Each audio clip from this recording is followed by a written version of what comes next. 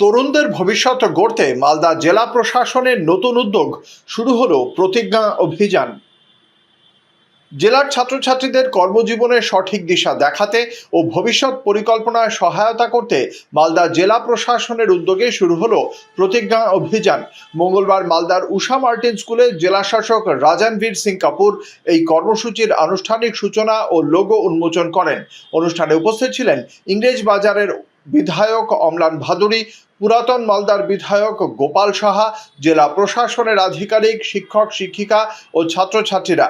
কর্মসূচির মাধ্যমে ছাত্রছাত্রীদের ক্যারিয়ার কাউন্সেলিং, উচ্চশিক্ষা, প্রতিযোগিতামূলক পরীক্ষার প্রস্তুতি, জীবন দক্ষতা ও ব্যক্তিত্ব বিকাশ সম্পর্কে নিয়মিত দিকনির্দেশ দেওয়া হবে।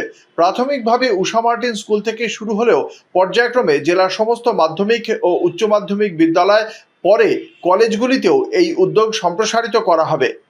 জেলা শাসক রাজানবীর সিং কাপুর বলেন, প্রতিজ্ঞা অভিযান শুধু ক্যারিয়ার কাউন্সেলিং নয়, মালদার তরুণ প্রজন্মের ভবিষ্যৎ গড়ার একটি সম্মিলিত উদ্যোগ।